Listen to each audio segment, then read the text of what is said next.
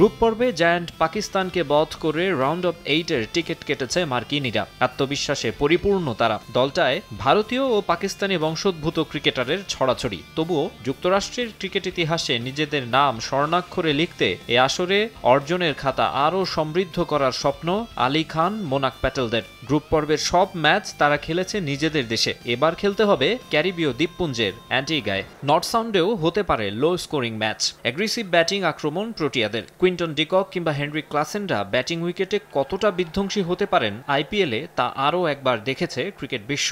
তবে বিশ্বকাপের মন্থর উইকেটে বেশ সংগ্রাম করতে হচ্ছে তাদের। বাংলাদেশের বিপক্ষে 4 আর নেপালের বিপক্ষে মাত্র 1 রানে জিতেছে এইডেন মার্ক্রামের দল। এবারের বিশ্বকাপে টস জিতে প্রতিপক্ষকে ব্যাটিংয়ে পাঠানো রীতি হয়ে দাঁড়িয়েছে। সে দৃশ্যের পুনরাবৃত্তি হতে পারে এ ম্যাচেও। তবে আগে ব্যাটিং করা দল কোনোভাবে স্কোরবোর্ডে 120 তুলতে পারলে বিপদেই পড়তে হতে পারে রান চেইস করতে নামা দলকে।